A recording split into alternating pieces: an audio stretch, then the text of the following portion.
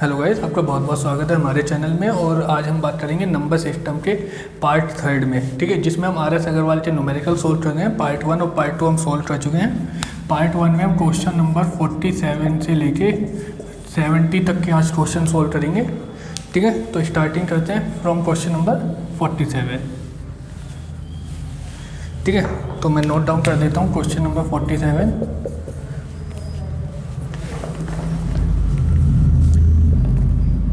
एक भाजक भागफल का 25 गुना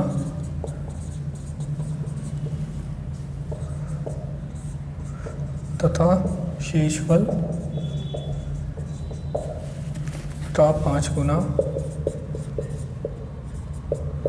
है यदि भागफल 16 हो तो भाज्य क्या होगा, ठीक है। ये हमारा क्वेश्चन है।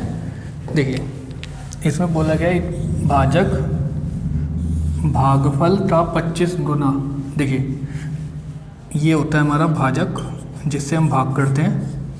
ब्रैकेट में आता है हमारा भाज्य जिसे हम भाग कर रहे होते हैं। ये होता है हमारा भागफल और नीचे आता है हमारा शेषफल, ठीक है। अगर मैं इनकी बात करूँ इंग्लिश में, ठीक है, तो भाजक को बोलते हैं हम डिवाइजर, भाज्य को बोलते हैं डिविडेंड, भागफल हो गया हमारा क्वोशिएंट और शेषफल हो गया हमारा रिमाइंडर, ठीक है। तो ये होते हैं हमारे। अब देखिए, फर्स्ट क्वेश्चन में इसने क्या बोला है कि भाजक भागफल का 25 गुना, ठीक है। तो भाजक क्या होगा हमारा ये, ठीक है। तो हमें पता चल गया कि भाजक क्या हो गया हमारा 25 गुना हो गया भागफल का, ठीक है। पहली लाइन से हमें ये पता चल गया। तथा शेषफल का 5 गुना है, ठीक है। और भागफल कितना दिया हमें 16 दिया है। तो हमारे इसका मतलब भाजक हमें पता चल जाएगा 25 × 16, तो 25 × 6 150, 150 का 0 15 कैरी, 25 एकम 25 और 15 40 400। तो हमें पता चल गया कि हमारा भाजक कितना आ गया 400 आ गया,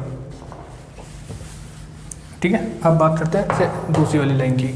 इसने क्या बोला है, तथा शेषफल का 5 गुना है, ठीक है। तो भाजक जो है वो हमारा वो शेषफल का 5 गुना है। अब देखिए, भाजक हमें पता चल गया 400 है, तो अब हमारा शेषफल हमें पता चल जाएगा कितना आएगा। 5 से डिवाइड कर देंगे, 5 8 × 40 80, तो 80 हो गया हमारा शेषफल। अब हमसे पूछा क्या है भाज्य, तो भाज्य क्या होगा भाजक गुणा भागफल प्लस शेषफल, ठीक है। तो भाजक कितना है हमारा 400, भागफल कितना है हमारा 16 और शेषफल कितना है हमारा 80, ठीक है। अब इसकी मल्टीप्लाई करते हैं हम, 16 4 × 64 00 + 80, तो आंसर आएगा 6480, ठीक है। तो 6480 हमारा इस क्वेश्चन का आंसर होगा।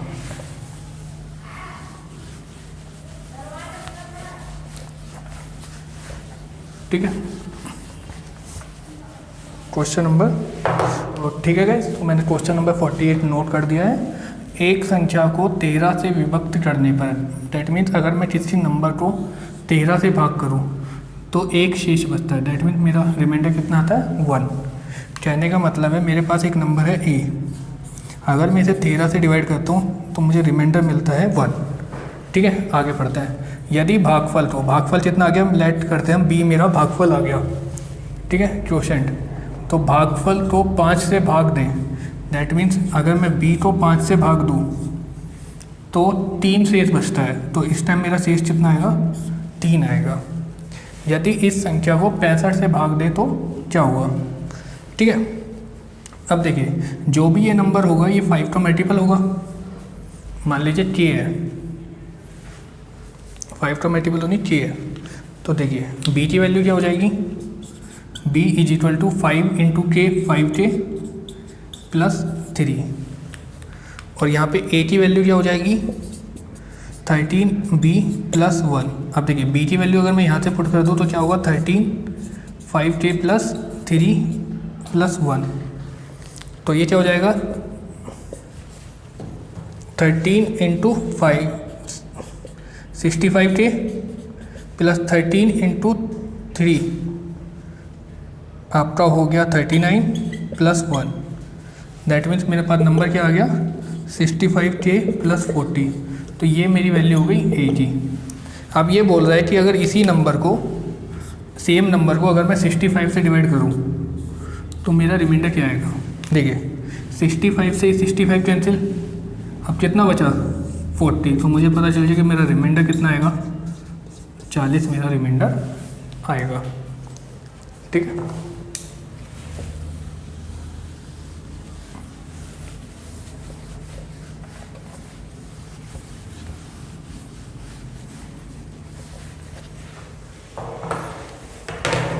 ठीक है गाइस, तो ये हमारा क्वेश्चन नंबर 49। अब ये क्या कहता है, किसी संख्या में, मान ला संख्या क्या हो जाएगी आपकी x हो गई, में 7 जोड़कर, x में 7 जोड़कर, ठीक है, योगफल को 5 से गुणा करके, योगफल आपका ये आ गया, इसको 5 से गुणा करके, ठीक है, गुणनफल को 9 से भाग देते हैं, गुणनफल को 9 से भाग देते हैं। इस प्रकार प्राप्त भागफल में 3 घटाने पर, भागफल में 3 घटाने पर, क्योंकि इससे डिवाइड जो भी करेंगे हम भागफल आएगा, 3 घटाने पर शेषफल कितना आता है 12 आता है। तो संख्या क्या होगी, ठीक है। तो अब देखिए पहले हम इसका एलसीएम ले लेते हैं। 5 इसकी मल्टीप्लाई इसके साथ 5x प्लस 5 की मल्टीप्लाई 7 के साथ 35 minus 27 is equal to 9 into 12। 9 into 12 क्या होगा, या फिर आप इसे कह सकते हैं कि हम 3 को पहले उधर शिफ्ट कर देते हैं। ठीक है, मैं पहले 3 को उधर शिफ्ट कर देता हूँ, तो 3 प्लस 12 हो जाएगा 15, 15 9 जा 135, तो 5x कितना आ जाएगा आपका 100, तो x की वैल्यू कितनी आ गई 20। तो वो नंबर कौन सा होगा, वो नंबर होगा आपका 20। ठीक है, अगर आप चेक करना चाहो तो कर भी सकते हैं कि अगर 20 में मैं 7 ऐड करता हूँ और इसे मल्टीप्लाई करता हूँ 5 से और 9 से डिवाइड करता हूँ। देखिए 20 प्लस 7 27, 27 को मैं 5 से मल्टीप्लाई करूँगा, ठीक है, तो मेरा कितना आएगा 135, क्योंकि इसको मैं कह सकता हूँ 10/2, और 27 का आधा कितना होता है 13.5, 10 से मल्टीप्लाई करूँगा 135, 9 से डिवाइड करूँगा तो कितना आएगा 15। अब 15 में से मेरे को बोला है कि 3 माइनस कर दीजिए आप, तो कितना बचना चाहिए 12, और मेरा 12 ही आ रहा है। तो इसका मतलब क्या हो गया, आपका क्वेश्चन बिल्कुल सही है। तो ठीक है, इसी के साथ क्वेश्चन नंबर 49 भी कंप्लीट हुआ हमारा।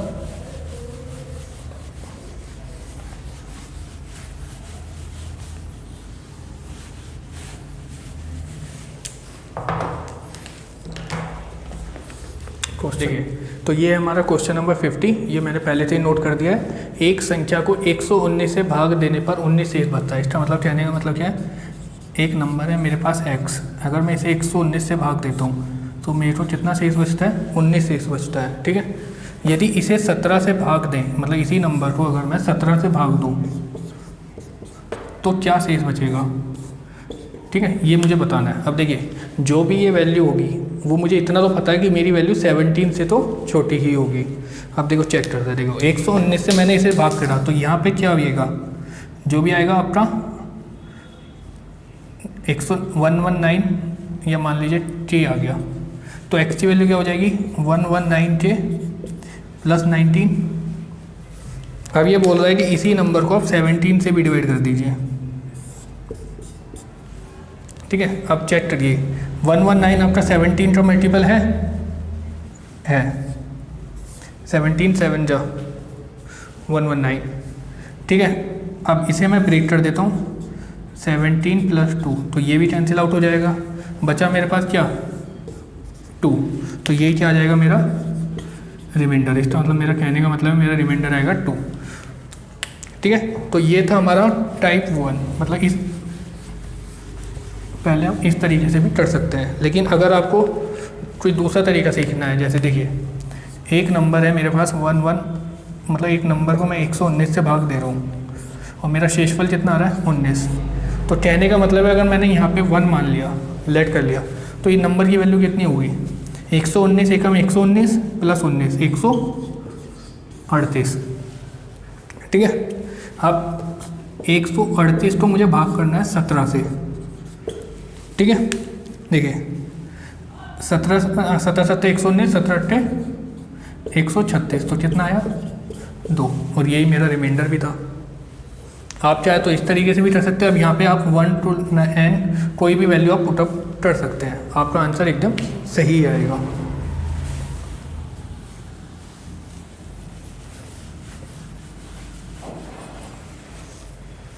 ठीक है गाइस, तो ये है हमारा क्वेश्चन नंबर 51 जो मैंने पहले से ही नोट डाउन कर लिया है क्योंकि इसमें मेरा टाइम बहुत वेस्ट होता है। ठीक है, तो दो संख्याओं का आपको अंतर दिया है 1365 और इसमें बोला गया है एक बड़ी संख्या और एक छोटी संख्या। अब मान लेते हैं, माना बड़ी संख्या क्या हो जाएगी x, तो छोटी संख्या क्या होगी आपकी छोटी संख्या हो जाएगी x माइनस 1365। ठीक है, अब इन्हें आप दोनों को सेपरेट करोगे, x से x कैंसिल हो जाएगा, 1365 आपका बच जाएगा। ठीक है, अब ये बोलता है कि आपने बड़ी संख्या को छोटी संख्या से भाग करना है। ठीक है, और आपका भागफल आता है 6 और शेषफल आता है 15। ठीक है, तो कहने का मतलब क्या है, x की वैल्यू क्या हो जाएगी भाज्य इज इक्वल टू भाज्य गुणा भागफल, तो 6 इंटू एक्स माइनस 1365 प्लस 15। ठीक है, अब x से मल्टीप्लाई करता हूँ तो 6x ये इक्वल में x चल रहा है। ठीक है, माइनस 6 से मल्टीप्लाई करूँगा 6 पंजे 30 0 3 6 6 36 3 39 3 13 6 78 प्लस 3 81 प्लस 15। अब देखिए ये हो जाएगा x is equal to 6x minus 81 75। ये वैल्यू इक्वल आती है बराबर के इस तरफ आ जाएगी, तो 81 75 प्लस का ये वैल्यू x इधर चली जाएगी, तो 6x माइनस x 5x, 5 से कैंसिल करेंगे तो 16 पंजे 80, 1 बचा 17, 5 दिया 15, 2 25, 5 पंजे 25, तो x की वैल्यू आ गई हमारी 1635। ठीक है, तो x की वैल्यू हमारी कितनी आ गई है 1635। बट ये तो हमारी बड़ी वाली संख्या है और हमसे पूछा क्या गया छोटी वाली संख्या पूछी गई है। तो छोटी वाली संख्या क्या होगी आपका 1635 माइनस 1365, 5 माइनस 5 0, 13 माइनस 6 7, 15 माइनस 13 2, 270 आपका आंसर आ जाएगा।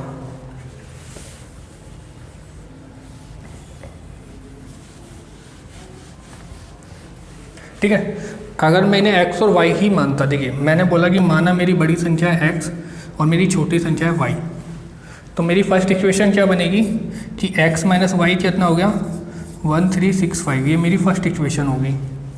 ठीक है, अब सेकंड इक्वेशन में क्या बोलता है वो कि x को जब मैं y से भाग करता हूँ तो मेरा भागफल तो आता है 6 और शेषफल आता है 15। तो कहने का मतलब क्या है x is equal to 6y plus 15।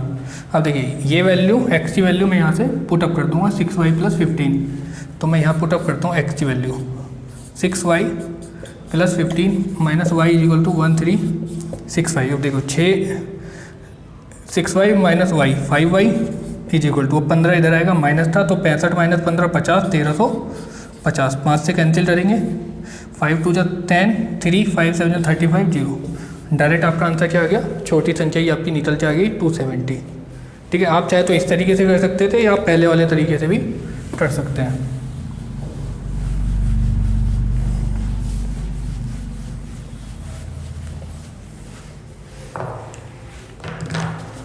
ठीक है, question number 52, s to the power n minus a to the power n सदैव x माइनस a से पूर्णतः विभक्त होगा। ठीक है, ऑप्शन ए है केवल तभी जब n एक सम संख्या हो। ठीक है, बी केवल तभी जब n एक विषम संख्या हो।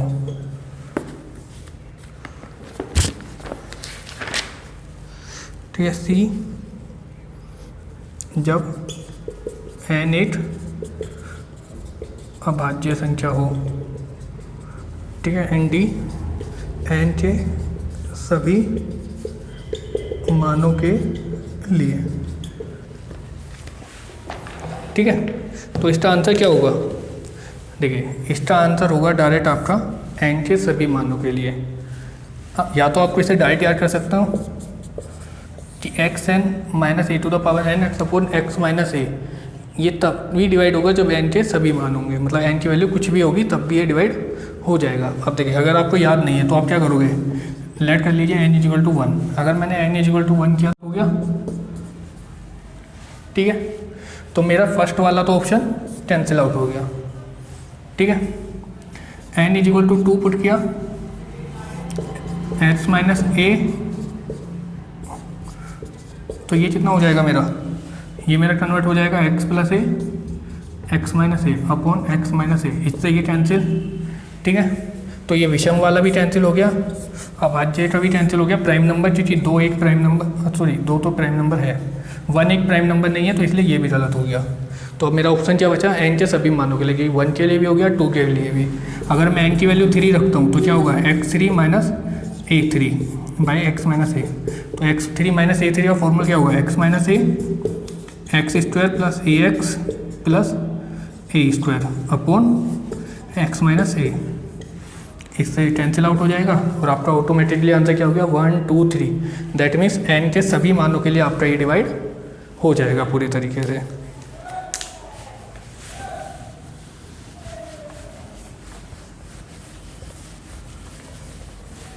क्वेश्चन 53, ठीक है। क्वेश्चन नंबर 53, 110 तथा 120 के बीच कितनी अभाज्य संख्याएं हैं,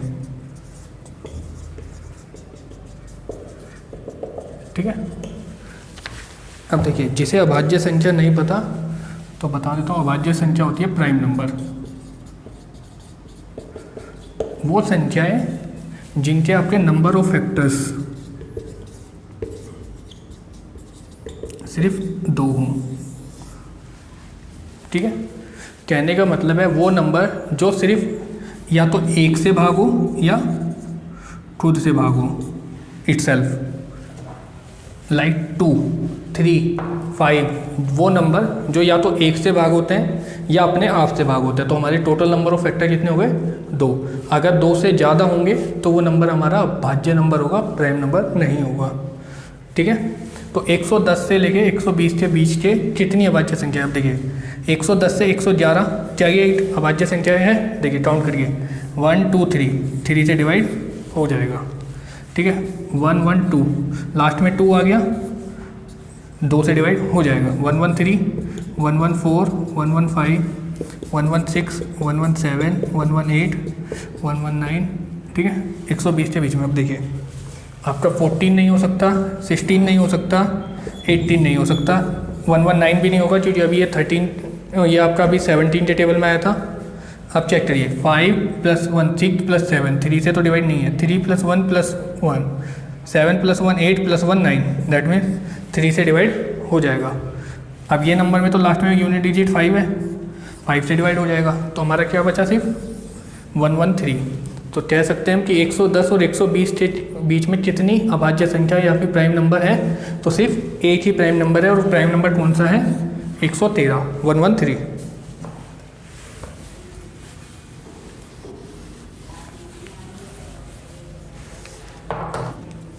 ठीक है गाइस, तो ये क्वेश्चन नंबर 54 मैंने नोट कर दिया है पहले ही। देखिए इसमें बोला गया है कि 4 अभाज्य संख्याएं, ठीक है, पहले ही बता दिया गया है कि हमारे जो नंबर है वो प्राइम नंबर है। 4 अभाज्य संख्याएं चढ़ते क्रम में, चढ़ते क्रम में मतलब कि लगातार एक के बाद एक असेंडिंग ऑर्डर में ली गई हैं। इनमें से प्रथम 3 का गुणनफल 385 है। मान लो कि मेरा पहला नंबर ए है, दूसरा बी है और तीसरा सी है, तो ये हो गया 385, ठीक है। अंतिम 3, तो अंतिम 3 क्या होंगे, बी इंटू सी इंटू डी, क्योंकि हमें बोला गया है कि 4 नंबर है हमारे पास, ए बी सी और डी, और लास्ट 3 का मल्टीपल क्या दिया गया है हमें, 1 0 0 1। अब देखिए अगर आपको याद हो तो अच्छी बात है, अगर नहीं है तो देखिए अभी मैं बता दूंगा। जब मैंने ये बताया था तो मैंने ये बताया था कि आपका ये 7 इंटू 11 इंटू 13 का मल्टीपल होता है, ठीक है। और ये तीनों एक लगातार हो गए, तो इससे पहला क्या होगा आपका 5। अब इसने क्या पूछा है, तो प्रथम अभाज्य संख्या क्या है 5। आप देखिए अब चेक करता है 5, 7 और 11। 5 7 जो 35, 35 को 11 से मल्टीप्लाई करेंगे तो 5 और 3 8 एंड 385 आ गया। दैट मीन्स मेरा पहला नंबर क्या था 5 ही था, ठीक है। अब जिसे ये पता था वो तो डायरेक्ट बता सकता है, अगर नहीं पता होता तब क्या करते, देखिए क्या है 385। अब ये तो हमें पता चल रहा है 5 है इसमें, तो 5 से डिविजिबल होगा।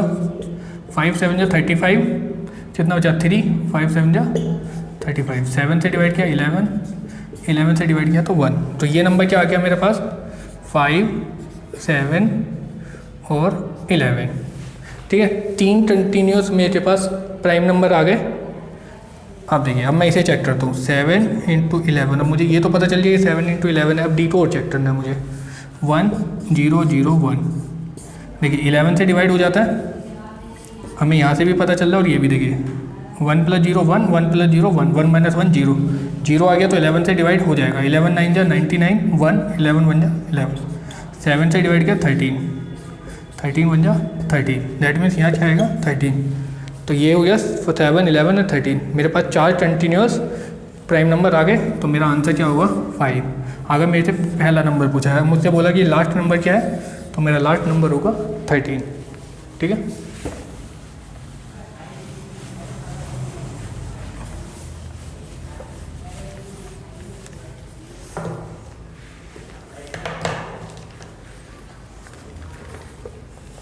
Question number 55।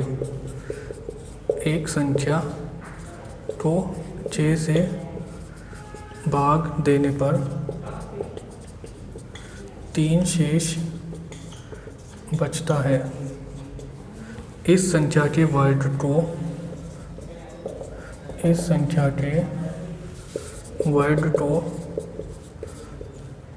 6 से भाग देने पर क्या शेष बचेगा, ठीक है गाइस।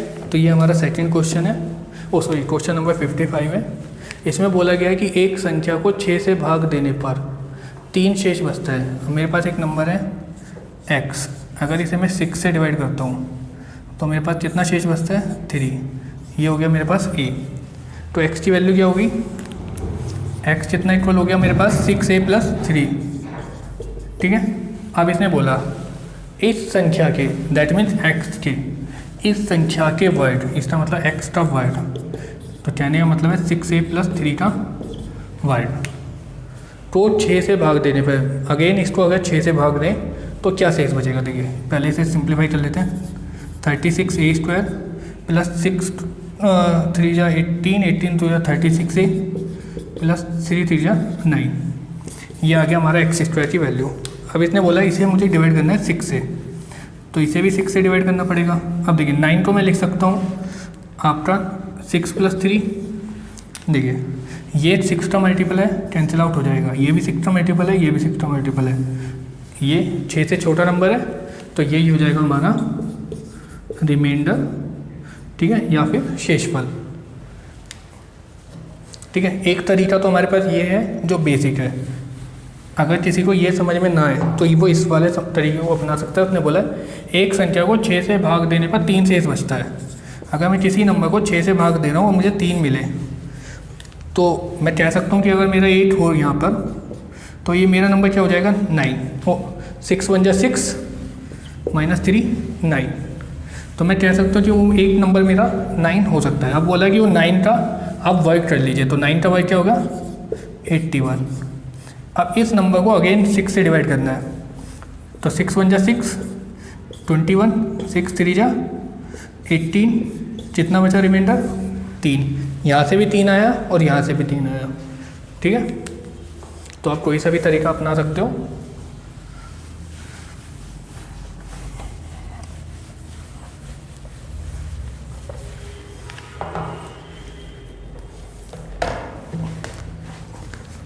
ठीक है। Question number 56, 7 to the power 200 को आपको 18 से डिवाइड करना है और रिमाइंडर बताना क्या आएगा। Question number 57, 25 to the power 25 को 26 से डिवाइड करना है और रिमाइंडर बताना क्या आएगा। ठीक है। Question number 58, 4 to the power 61, 4 to the power 62, 4 to the power 63 plus 4 to the power 64 निम्नलिखित में से किस संख्या से पूर्ण से विभक्त होगा। निम्नलिखित में से पूर्ण से विभक्त होगा। ठीक है, तो ये हमारा क्वेश्चन है। तो ठीक है गाइस, तो ये हो गए हमारे 3 क्वेश्चन जो अभी हम सोल्व करेंगे। देखिए, ये हमारा एक क्वेश्चन है, इसमें हमें बोला गया है कि ये नंबर निम्नलिखित में से किस संख्या से पूर्णतः विभक्त होगा। तो कहने का मतलब है कि ये नंबर पूरी तरीके से किस नंबर से कट जाएगा, लेकिन निम्नलिखित है तो मैंने यहाँ से ऑप्शन रिमूव कर दिया। तो अब मुझे इसे कम्प्लीटली सॉल्व करना पड़ेगा। अब देखिए, हम देखो 4 टू द पावर 62, इसे मैं क्या लिख सकता हूँ 4 टू द पावर 61 प्लस 1, और मैं इसे भी ब्रेक करना चाहूँ तो क्या लिख सकता हूँ 4 to the power 61 into 4 to the power 1। मैंने लास्ट क्लास में बताया था अगर बेस सेम हो तो पावर क्या होती है, ऐड हो जाती है। ठीक है, तो इसमें पावर ऐड हो गई 61 प्लस 1 62। ठीक है, अगर 4 टू द पावर 63 होता तो क्या होता 61 प्लस 2, तो 4 to the power 61 into 4 to the power 2। ठीक है, तो अगर मैं यहाँ से 4 टू द पावर 61 सब में से कॉमन ले लूँ, देखिए तो अंदर क्या बचेगा 1, 4 to the 1, 4 to square 4 cube. ठीक है, तो ये हो जाएगा आपका 64, 16, 4, 1, 4 टू द पावर 61। ठीक है, अभी इसे टोटल करते हैं 64 प्लस 16 80 प्लस 4 84 प्लस 1 85। ठीक है,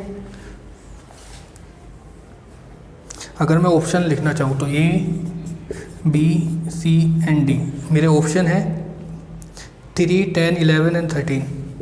3, 10, 11 एंड 13। अब बताइए किससे ये डिविजिबल है 85। 8 प्लस 5 13, 3 से डिविजिबल नहीं है, 10 से डिविजिबल नहीं है, 11 से डिविजिबल नहीं है, 13। ठीक है, देखो 13 से भी डिविजिबल नहीं है, बट यहाँ पे क्या है आपका 4 टू द पावर 61 है, तो यहाँ से क्या कर सकते हैं हम एक 4 ले सकते हैं। देखिए 4 to the power 60 into 4 to the power 1 into 85। अगर मैं इन दोनों की अब मल्टीप्लाई करूँ तो मुझे क्या मिलेगा, यूनिट डिजिट पे 4 5 जा 10। तो कहने का मतलब है मेरा आंसर क्या होगा, मेरा आंसर होगा डायरेक्ट 10। ठीक है, तो इसलिए आप थोड़ा ध्यान से चेक करें इसे।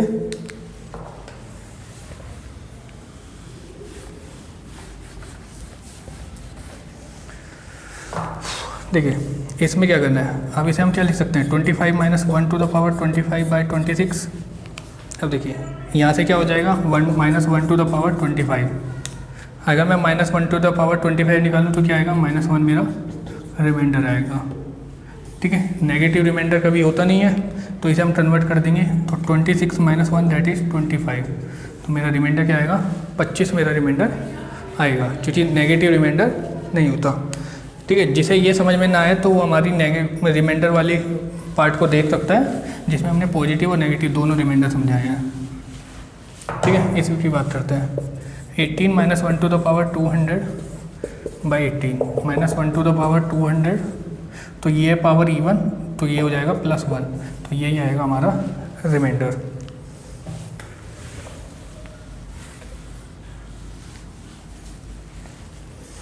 ठीक है, 58 तक हमने सोल्व कर दिए। क्वेश्चन नंबर 59,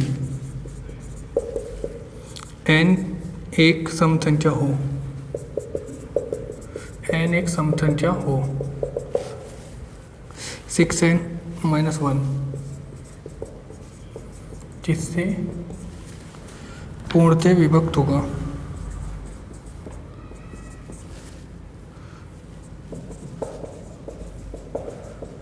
ठीक है, ऑप्शन गिवन है 6, B30, सी 35 एंड डी 37। ठीक है, अब देखिए आपको पता चल गया n8 सम संख्या है, तो n की वैल्यू सम रख दीजिए 6 स्क्वायर माइनस 1, तो आपका क्या हो जाएगा 36 माइनस 1 35, तो आंसर क्या आएगा 35।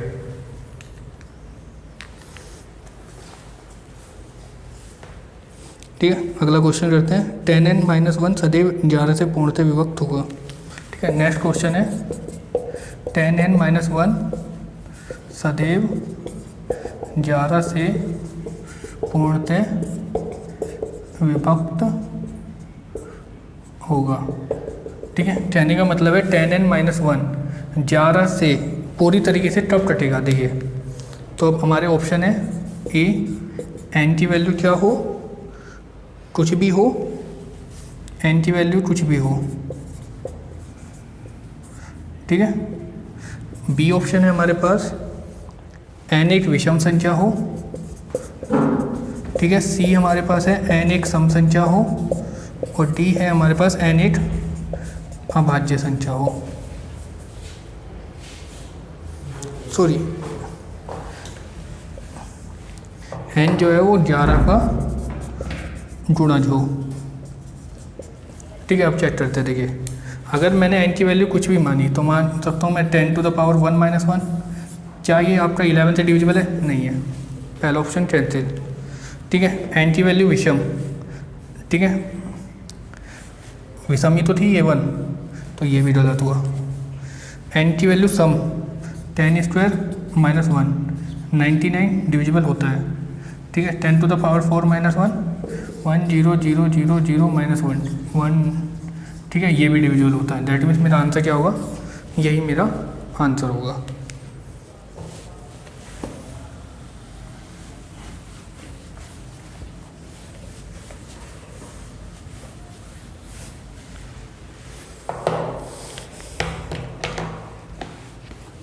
Question number 61।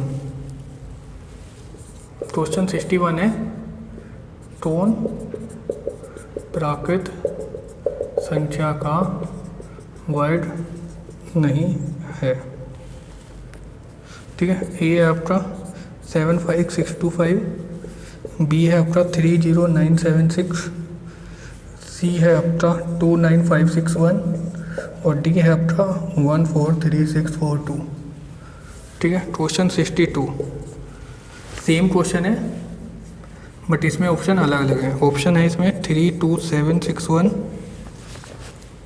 Option number B 81225, option C 42437, option D 20164। ठीक है, तो 61 एंड 62 पहले कंप्लीट करते हैं। देखिए निम्न कौन प्राकृत संख्या का वर्ग नहीं है।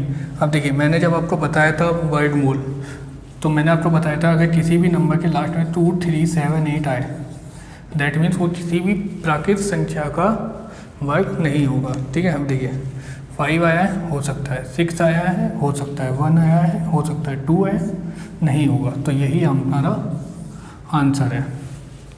ठीक है, अगर इसमें बात करें, देखो 1 आया है तो ये हमारा आंसर नहीं होगा, 5 ये भी हमारा आंसर नहीं होगा, 7 यही हमारा आंसर होगा क्योंकि यहाँ आया 4।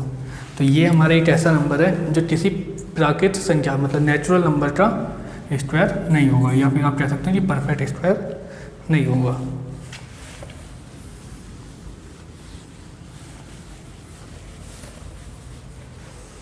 ठीक है गाइस, तो ये क्वेश्चन मैंने पहले ही नोट कर दिया। Question number 63। देखिए किसी संख्या n को 4 से भाग देने पर शेषफल 3 प्राप्त होता है। तो अगर मैं n को 4 से भाग देता हूँ तो मेरा शेषफल कितना आता है 3। तो मेरा कहने का मतलब है n की वैल्यू क्या हो जाएगी 4k + 3। ठीक है, अब बोलता है संख्या 2n को, अब मैं इसको डबल कर देता हूँ तो 2 से मल्टीप्लाई करना पड़ेगा कंप्लीट इक्वेशन को। तो ये हो जाएगा 2n = 8k + 6 को 4 से डिवाइड करने पर, अगर मैं इसे अब 4 से डिवाइड करूँ तो ये तो मल्टीपल है, और 6 तो मैं चल सकता हूँ 4 + 2, 4 भी कैंसिल हो जाएगा, तो बचा कितना 2, तो 2 ही मेरा आंसर आ जाएगा। ठीक है, अगर मैं दूसरे तरीके से बताऊँ, देखो अगर n को 4 से भाग कर रहे हैं तो 3 प्राप्त होता है शेषफल। इसका कहने का मतलब है n की वैल्यू क्या हो सकती है आपकी 7। ठीक है। अब अगर इसका मैं डबल कर दूँ 14 को अगर मैं 4 से डिवाइड करूँ तो 4 3 जा 12, तो मेरा रिमाइंडर कितना आएगा, 2 ही आएगा। ठीक है, और यहाँ भी 2 ही आ रहा है।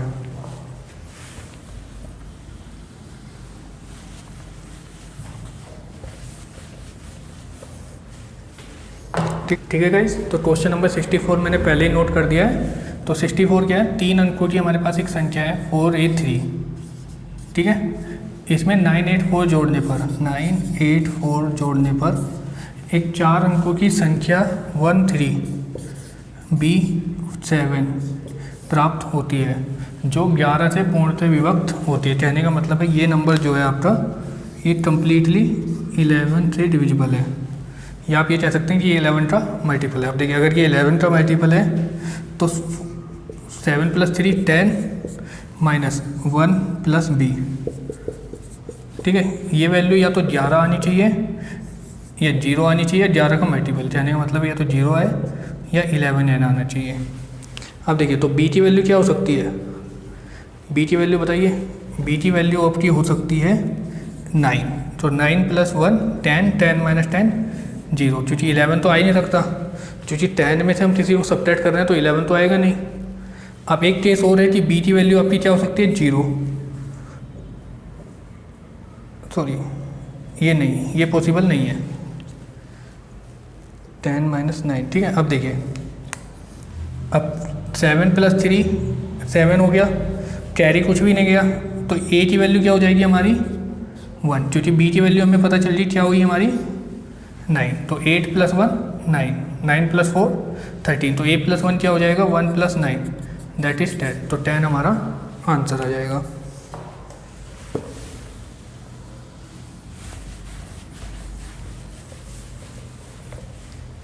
ठीक है गाइस, तो ये क्वेश्चन मैंने पहले नोट कर दिया है 65।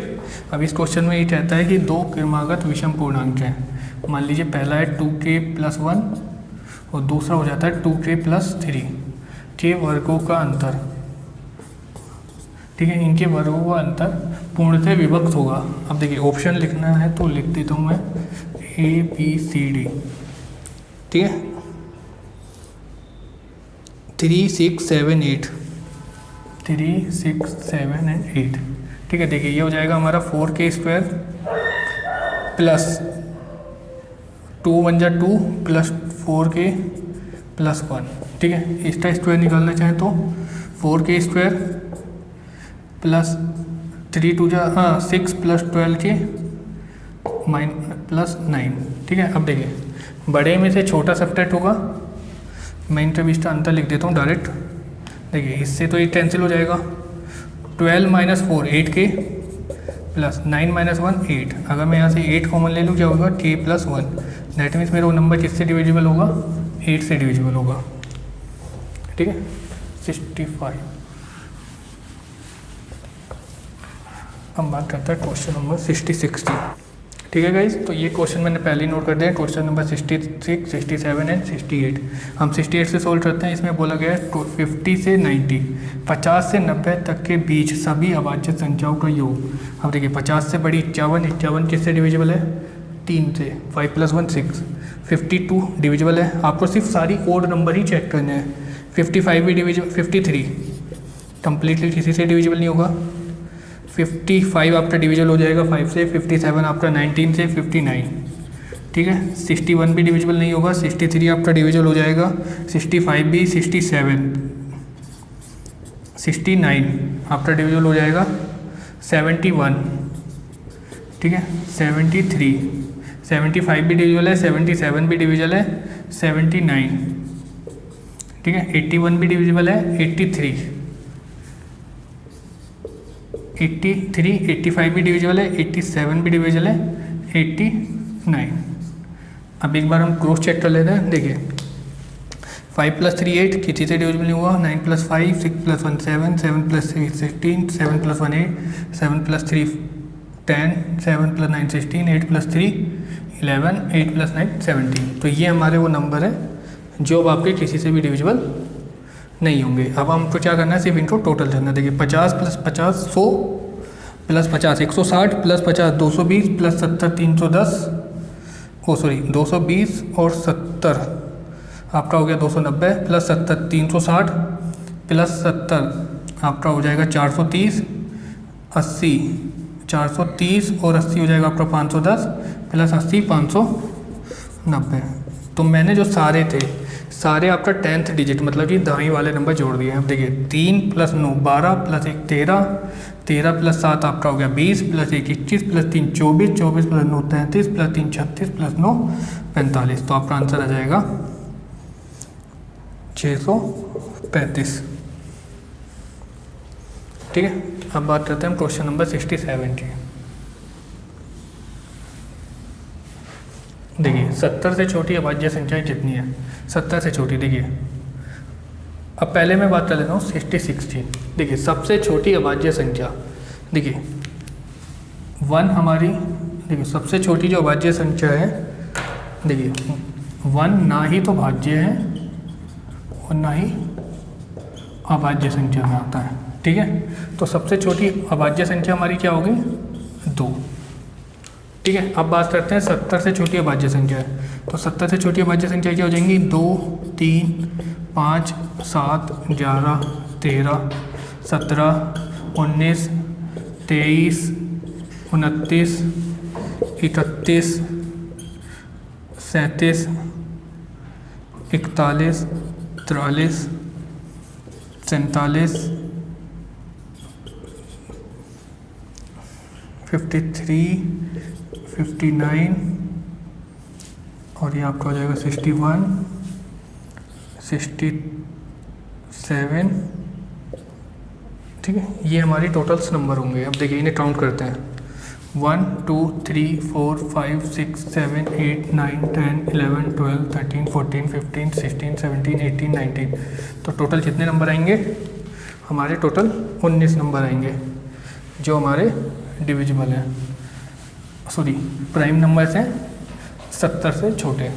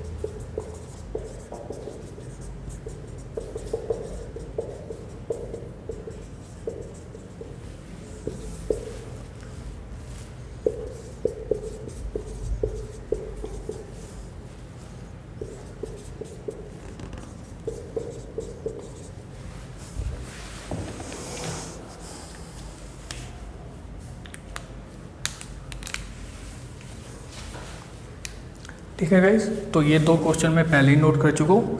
देखिए पहले हम क्वेश्चन करते हैं, क्वेश्चन नंबर 69। निम्नलिखित में से अभाज्य संख्या कौन सी है? अब हमें बताना है कि इन चारों में से कौन सी संख्या हमारी अभाज्य संख्या। और अभाज्य संख्या क्या होता है हमारा? प्राइम नंबर, जिसके नंबर ऑफ फैक्टर्स कितने होते हैं? 2। कहने का मतलब है जिसके गुणनखंड कितने होंगे? अगर आप फैक्टर की बात करो तो गुणनखंड, जिनके गुणनखंड क्या होंगे? 2। एक तो वो 1 से कटेगा और एक वो अपने आप से कटेगा। जैसे आप मान लीजिए 161 एक अभाज्य संख्या, तो 161 सिर्फ 1 से और 161 से ही कटेगी, तो ही वो अभाज्य संख्या है, अदरवाइज नहीं है। अब देखिए अभाज्य संख्या चेक कैसे करते हैं। देखिए 161, देखिए अगर आपको डायरेक्ट करना है तो आप चेक कर सकते हैं डिविजिबिलिटी। देखिए अब चेक करिए, 6 + 1 7 + 1 8, 3 से तो चेक नहीं हो रहा।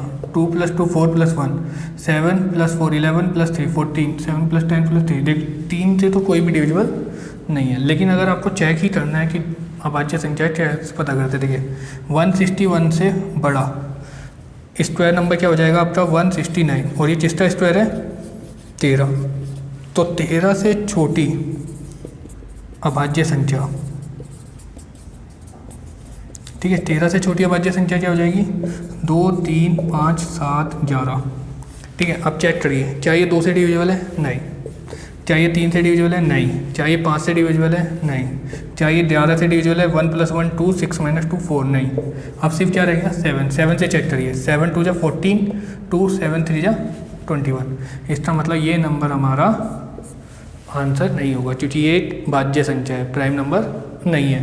क्योंकि इसके नंबर ऑफ फैक्टर कितने हो गए, अब 8 वो 1 हो गया, 8 आपका 7 हो गया, और 8 आपका 23 हो गया, 8 आपका 161 हो गया। तो टोटल नंबर ऑफ फैक्टर कितने हो गए 1 2 3 4। और जितना कंडीशन क्या है, नंबर ऑफ फैक्टर कितने होने चाहिए, सिर्फ 2 होने चाहिए। तो फर्स्ट हमारा ऑप्शन नहीं है। अब देखिए 221 से बड़ा हमारा जो स्क्वायर है वो क्या है 225, और ये किसका है 15 का। तो 15 से छोटी अभाज्य संख्या, 15 से छोटी अभाज्य संख्या क्या है 2 3 5 7 11 13। ठीक है, अब देखिए, क्या ये नंबर 2 से डिवाइड होता है, नहीं होता। क्या ये नंबर 3 से डिवाइड हो रहा है, नहीं हो रहा। 5 से हो रहा है, नहीं हो रहा, क्योंकि यूनिट डिजिट 1 है। 7 से आप चेक करिए, 7 या 21 8 नहीं होगा।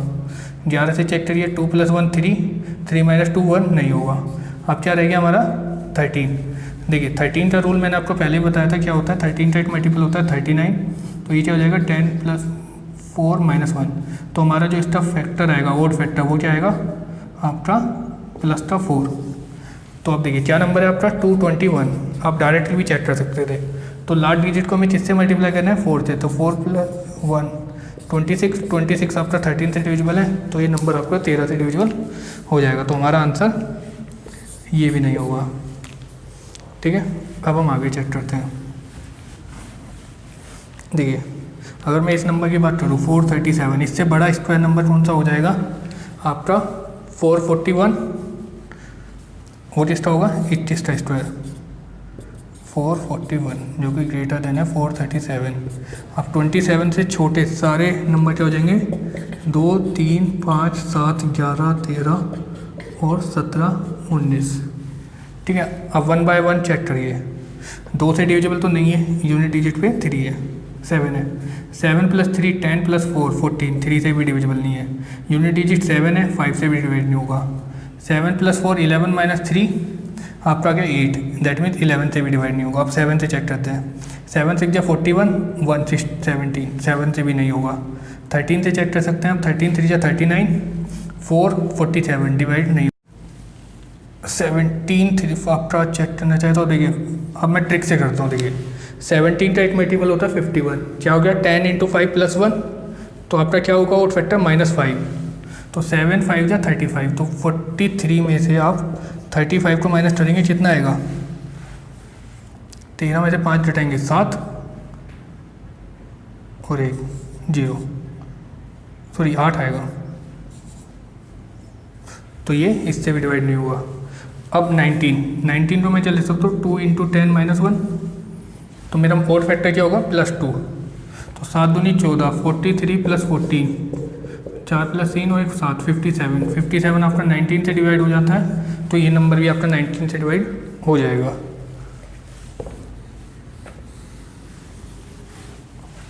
ठीक है, तो ये भी मेरा ऑप्शन नहीं है। अब देखिए लास्ट ऑप्शन बचा है, तो पॉसिबिलिटी है कि यही हमारा आंसर है, बट क्योंकि हम चेक कर रहे हैं तो एक बार चेक भी कर लेते हैं। 373 से बड़ा परफेक्ट स्क्वायर नंबर क्या होगा हमारे पास, देखो 361 आपका होता है 19 का 400। ठीक है, 400 होता है हमारा 20 का स्क्वायर। तो 20 से छोटे सारे नंबर क्या हो जाएंगे 2 3 5 7 9 11 13 17 और 19। देखिए 2 से तो डिवाइड होगा नहीं, 3 है, 3 6 और 7 13, 3 से भी डिवाइड नहीं होगा। 5 लास्ट में 3 है, नहीं होगा। 11 3 और 3 6, 7 - 6 1 नहीं होगा। अब देखिए 7 से चेक कर लीजिए, 7 × 5 = 35, 2 बचा 23 डिवाइड नहीं होगा। 9 से 9 × 4 = 36, 1 13 नहीं होगा। 13 दूनी 26, कितना बचा आपके पास 11, 113, 13 के टेबल में नहीं आएगा। 17, 17 दूनी 34, कितना बचा 3, 33, डिवाइड नहीं होगा। 19 दूनी 19 एकम 19, कितना बचा आपका 18, 183, ये भी नहीं होगा क्योंकि 19 नहीं है 171 हो जाएगा। ठीक है, तो इसका मतलब हमारा आंसर क्या होगा 373 ही हमारा आंसर होगा। ठीक है, ये क्वेश्चन मैंने इसलिए करवाया ताकि मैं आपको ये सिखा सकूं कि आप अभाज्य संख्या चेक कैसे करते हैं। तो जो भी आपका उससे बड़ा परफेक्ट स्क्वायर नंबर होगा, ठीक है, उसका आप स्क्वायर ले उसका पता कर लीजिए वो किसका स्क्वायर है, या आप इसका स्क्वायर रूट निकाल लीजिए। जैसे 20, तो 20 से छोटी जो भी आपके अभाज्य संख्याएँ हैं आप उनसे 1 बाय 1 चेक कर लीजिए। अगर उनसे डिवाइड हो जाता है तो वो प्राइम नंबर नहीं होगा, अगर डिवाइड नहीं होता है तभी वो एक अभाज्य संख्या होगी।